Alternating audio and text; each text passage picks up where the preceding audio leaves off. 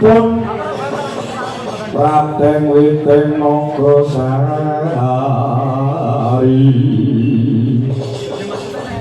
mulat mandang kadhiringal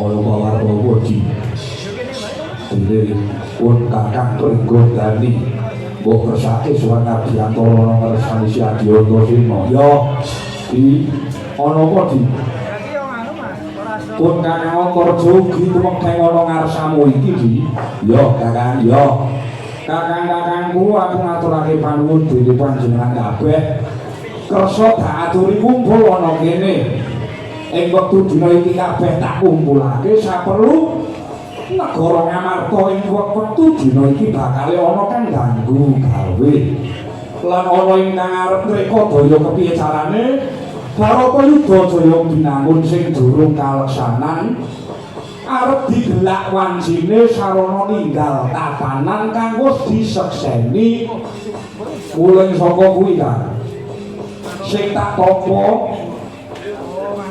sak netrawalakaning Antasena awat-awatana ing jaba benteng Ngamarta mbok menawa belik sandhiupayaning mungsuh kang bakal gawe ringking negara Ngamarta lan para Pandhawa Baratayuda durung kalampangan ya kan Baratayuda mono perang suci tur ampiak awur-awur mula ing wektu dina iki uga Adi Antasena kang bakal ngrampungke iki kabeh kang bakal murungake kedadian kaya saking tak delok kanthi permati ing praja Ngamarta iki ya kridane Antasena iki mugi bisa ngayomake para Pandhawa lan negara Ngamarta kan sejatine ana kedadian kaya apa di kok kowe nganti geteng ora kaya padatan sing jenenge Antasena sing adat sabene ing gojek guyonan lawan pun kakang lan para sedulur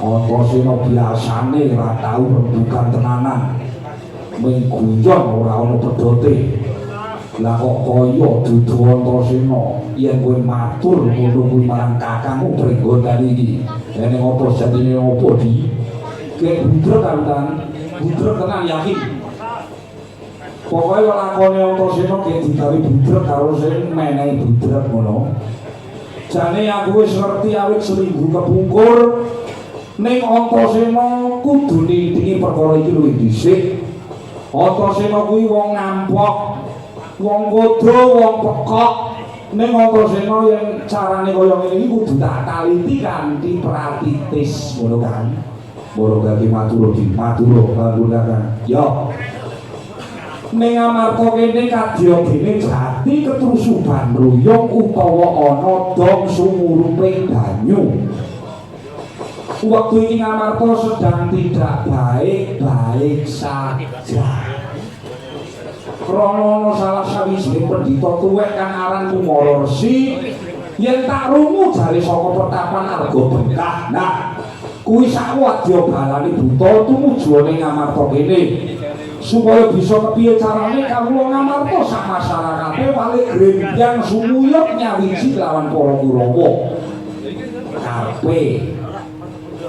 karepe ing tembene Baratayuda Pandhawa ora ana sing ngrewangi terus sing angka loro karepe pendhita kuwi mau arep ngruduhake kekuatane Pandhawa saka ngisor mula sing digawe alat ya kuwi para kawula ning Ngamarta kene benteng tanpa wates praja Ngamarta wis ana sing dirusak kan nek lakon iki Antasena cukup mung meneng wae suwe-suwe negara Ngamarta iki dadi karangabang saka pokawijike Kurawa lawan pendhita aran Kumara Resi mula saka kuwi kan ayo kekuatane awake dhewe didadekne siji kan Antasena sejatine ora duweni dendam ora duweni pangancam ning Antasena iso budrek kene iki aku kepengin jejekake adil lan arep buktekake yen omongane provokator Kumara Resi kuwi ngadu-adu kepengin bukti ning nganggo cara sing ora bener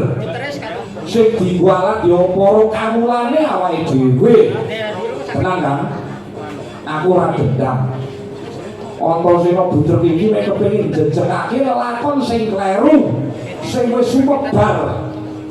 Antasena kepengin nyaring regetan ana banyu sing bening iki kan. Yo. Yen pancen mangkono pun kakang bakal isuake atur siagi. Ora ketanggun kakang sak bisa-bisane ngrumepi negara Ngamarta iki kanthi srana beteng negara Ngamarta iki. Yo kan, yo. Ayo daya-daya padha atur runtut reruntungan ngetutake lakunipun Kakang Gatotkaca lan Paman Setyaki. Yo tak derake. Monggo kula derake.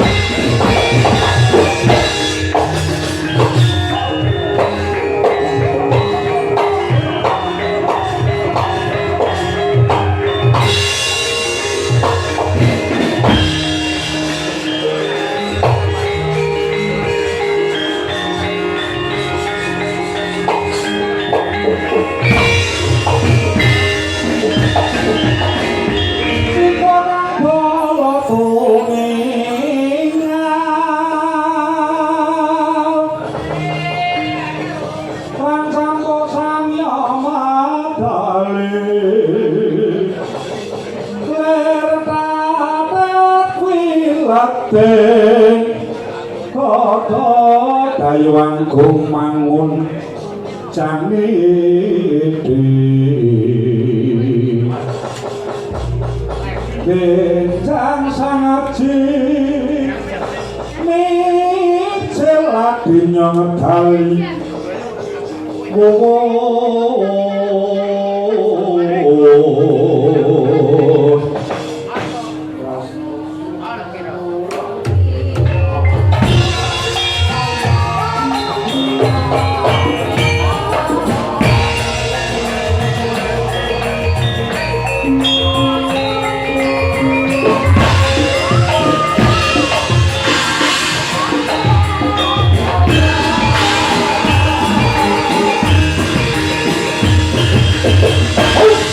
Sobrak iblis langap Durung suwe nggonku pacak baris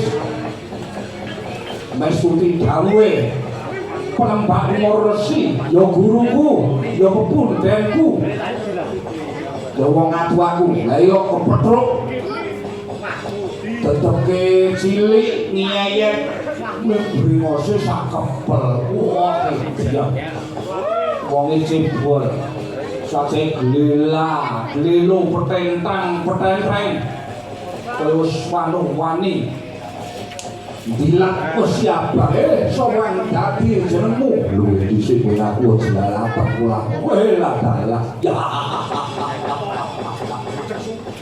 kekesete penembakku Mara Resi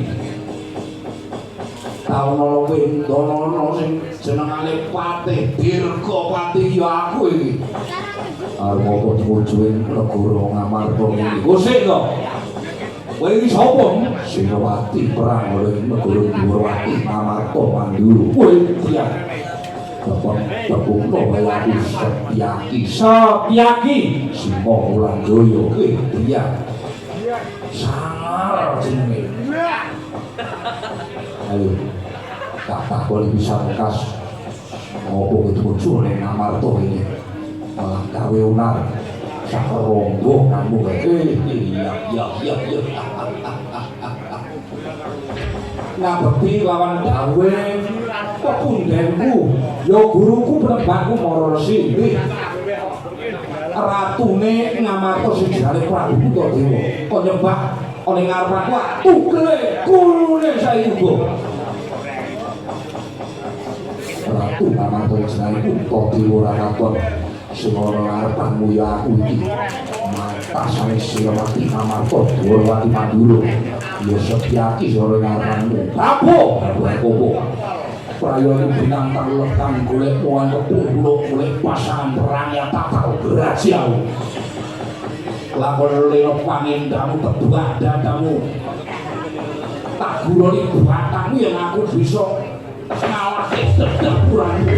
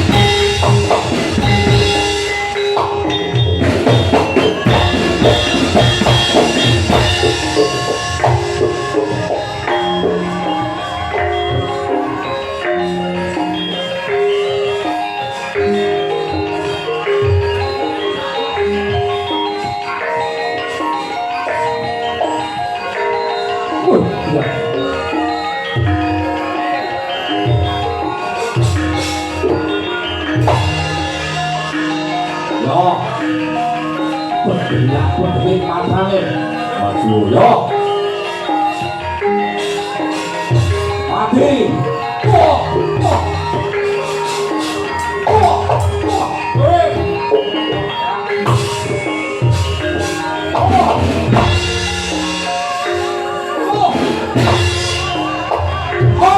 Wah!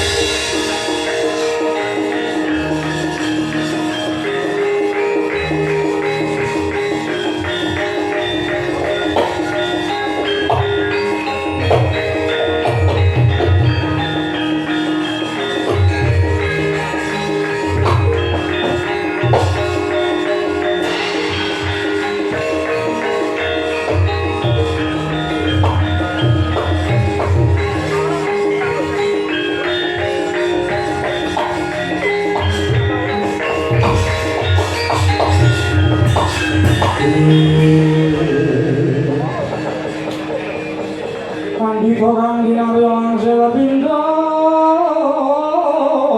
kumbang lasam sarene tawan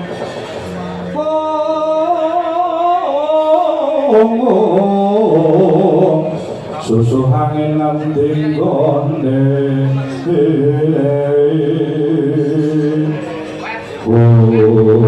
ya aku makseni yen anak-anak Pandhawa padha sekti kalitan jayaning perang ya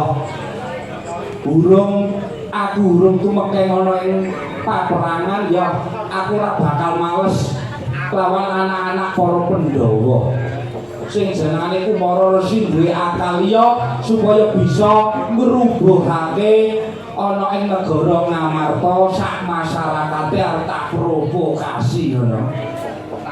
Mula wektu dina iki aku duwe akal, aku duwe cara liya ngadepi para Ngamarta saandhane. Ngono. Dadi iki kridane Kumara Resi ora mung cukup mung semene wae. Ayo Ngamarta sak ratune iki Kumara Resi kang dadi kasundatan.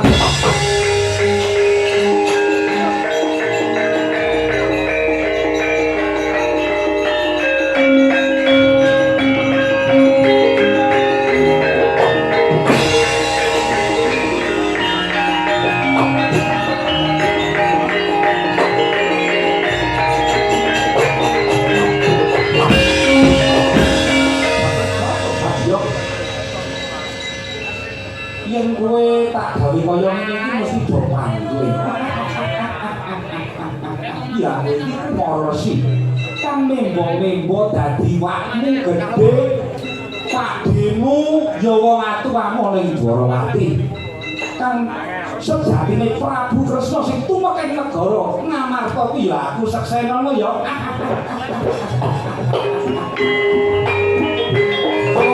Kau bawa Ngamarta. Bono Kresna ya iki.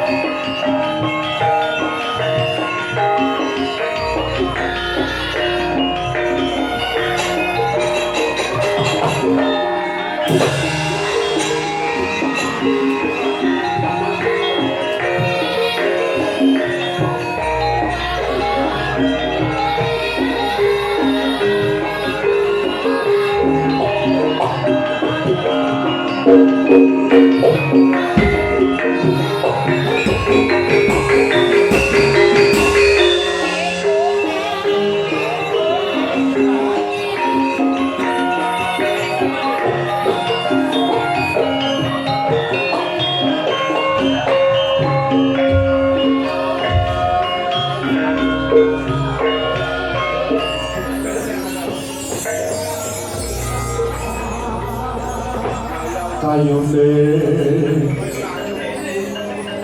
perkosa jati